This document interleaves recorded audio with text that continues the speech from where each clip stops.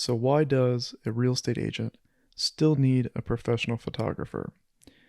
This photo that you're looking at is ready for the MLS. This was taken with a cell phone. This was the iPhone 13 Pro, and it was handheld, single exposure, and I did just a little bit of editing. But it looked great straight out of camera. So let's go to the inside of the house. This is another great photo, taken the same way, but we can see that the window is blown out. We don't have any detail in the highlights. This is clearly not a professional photo suitable for a high-end listing or any listing. Now let's contrast that photo with this one where we have a perfect view of the outside. This was not taken with a fancy camera. This was with a camera that came out in 2013, DSLR on a tripod with a wide-angle lens. The way we did this was by taking multiple exposures and then combining them in Lightroom. In this video, I'm going to walk through the process of setting up your shots, taking the proper exposures, what settings you'll use with your camera, and then we'll move into Lightroom and go through the complete editing process. So let's start with the camera settings. We're going to be in aperture priority mode. This will lock the camera's aperture and will change only the shutter speed for each exposure that you take. f8 is a good aperture to use to make sure you'll get most of the room in focus. You're going to want to use the lowest possible ISO to ensure that you get the cleanest images that you can out of your camera. You want to save your images as RAW files so that we'll have the maximum amount of latitude in editing. Auto white balance is good. We'll be able to adjust this in Lightroom if needed.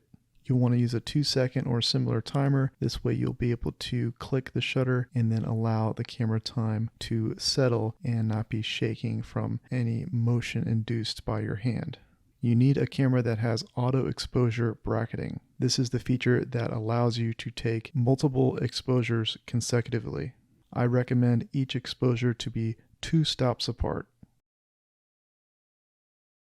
And you'll want to turn lens stabilization off if your lens has that, since we'll be on a tripod. When you're ready to take the photos, you want to start off by finding your darkest exposure. Do this by zooming in on the brightest area of the room. Most of the time, you'll want to zoom in on the sky and darken the exposure until you can clearly see blue in the sky. If it's just white, then your exposure is not dark enough and the highlights are still blown out.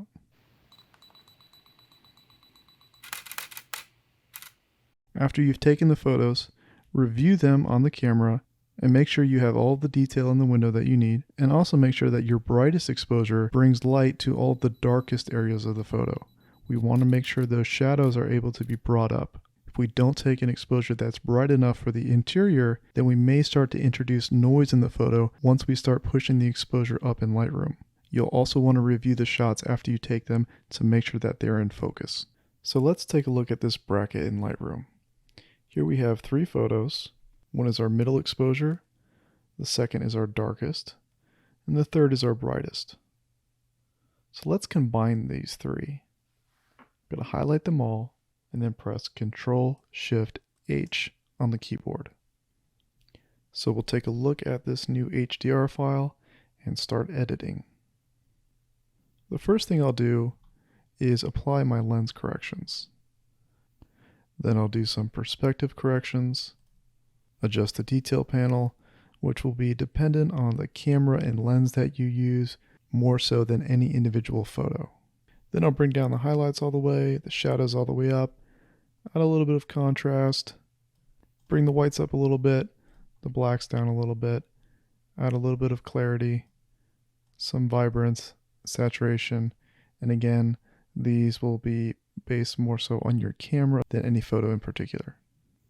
So now we're going to focus on this window here, which is way too bright, but the data is there for us to recover since one of the photos in our bracket was exposed properly for this window. So we'll get out the brush by going to masking and then clicking brush. Now we're going to bring down the exposure of our brush somewhere around to -2, flows all the way up, feathers all the way down.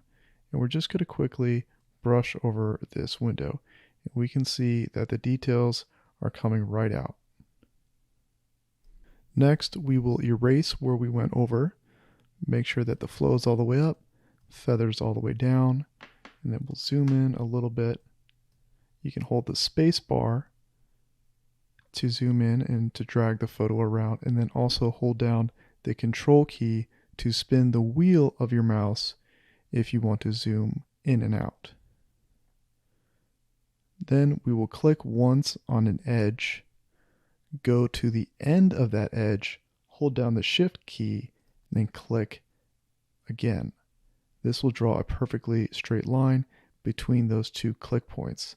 So again, click once, go down here, hold down shift, click again, click, hold down shift, click again, click, hold down shift, and click again. Now we'll hold the space bar, zoom out, and we can start fine-tuning this mask. First, I'm going to bring up the exposure of the room to closer to where I'd like it, maybe right around here. The white balance is looking good. We can use the white balance selector tool and click on something white in the room, but I think it looks good as is. So we're going to start adjusting that mask, and I'm going to bring it down a little bit more, maybe right around here. I can play with the dehaze slider. Sometimes that brings out some more contrast. And then also, if I need to, I will adjust the temperature to make the outside a little bit warmer. And so by using the basic panel to bring the exposure of the interior of the room up to where we want, we can then go in with the brush and darken the exposure of the bright areas. We can turn the brush on and off to see the before and after. This is a great way to very quickly achieve a balanced exposure without having to go into Photoshop or other complicated softwares. I'd like to say thank you to everyone who's taken the course so far, and those of you who have reached out and said that it was helpful. If anyone new here is interested, you can find it in the description of this video. It's a complete, easy to follow, and concise guide to real estate photography.